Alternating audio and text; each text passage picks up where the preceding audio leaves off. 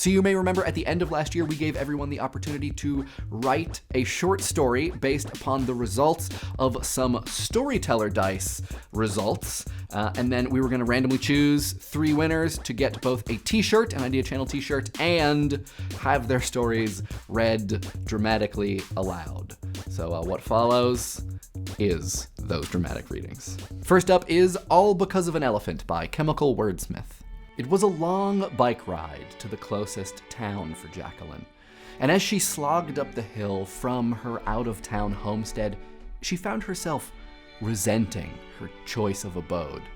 She'd decided to move to Ghana permanently, a year after an extended period of charity work whereby she'd fallen in love with the country and bought a modest house out in the banana groves. It was beautiful and out of the way, though she later realized a little too out of the way. Now she strained to pedal herself up to the town in the sweltering heat to get some supplies, and found herself filled with a mix of self-pity and resignation. What she discovered as she pulled in outside the market stopped her breath for a moment. The stalls were crushed, fruits and hand-woven clothing exploded out across the plaza. People tiredly attempting to make some kind of order from the scattered chaos. "What happened here?" Jacqueline asked an elderly woman who was gathering muddied embroidery from the wreckage, hating herself for being more concerned about not being able to get her shopping done than the plight of the locals. "An elephant," said the woman wearily. "It found its way into town and didn't like all the noise. It charged. We're just lucky nobody was too badly hurt." Jacqueline gave her condolences and sighed as she pushed her bike back towards home. She'd be going hungry tonight, and all because of an elephant that wandered away from the forest.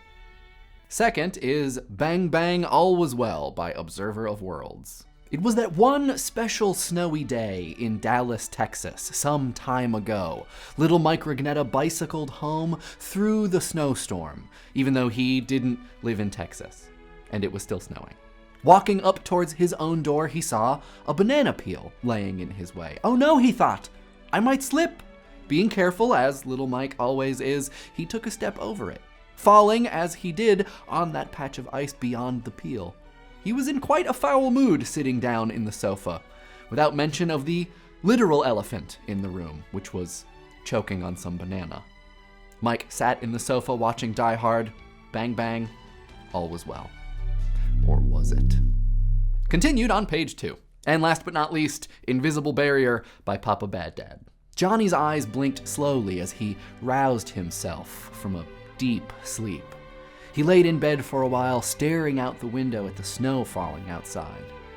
He swung his feet off the bed and slid out from the warm covers of the bed onto the stone-cold floor. He stepped softly out of his room toward the kitchen. Every morning was the same for Johnny. He walked past the fridge, knowing full well that it would be completely empty, past the dozens of cupboards and drawers that were there for show, and plopped himself into the wooden chair affixed to the floor. There it was, sitting in the center of the table as if mocking him.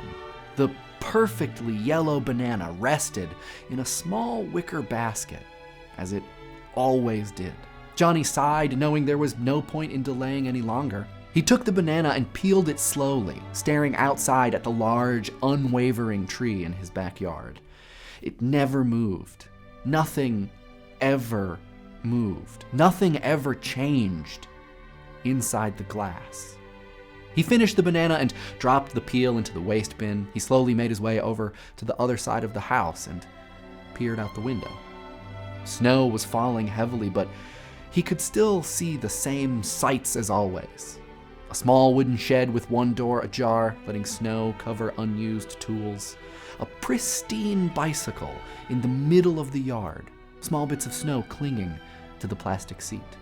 A purposeless mailbox that sat forever closed. He'd never seen any of these things up close, never been able to ride the bike or use any of the tools. Johnny had never been outside because his house didn't have a door. Johnny heard footsteps. His house began to rumble softly as they approached. Johnny quickly walked back into the kitchen and looked outside just in time to see a gigantic hand gripping his tiny world. Its palm pressed against the invisible barrier separating his world and theirs, and lifted his home into the air. Johnny gripped the table tightly as everything began to shake, snow flying up from the ground, going every which way. Johnny slipped and flew into the ceiling, hitting his head with a loud bang. When he came to, he was sprawled out on the floor, and everything was dark. He peered out the window to see his surroundings had changed. The scene in his yard was still as boring as ever, but beyond the glass, he could see animals. A tall giraffe stood next to a small tiger, a large elephant with a man sitting on top. There was even a camel standing quite a bit away. There must have been at least 30 animals, all of them standing motionless outside. Johnny sighed, rubbed his head, slowly making his way back to his room. He climbed into bed and pulled the covers over his aching body. Johnny frowned and closed his eyes. Tomorrow would be just the same. So I don't know about you, but I had a great time with those. Thank you so much to Chemical Wordsmith, Observer of Worlds, and Papa Bad Dad. If you haven't got your t-shirts yet, which I think you have, but let me know if you haven't, because we want to make sure that you get those. Yeah. I had a great time doing this. We should do this more often.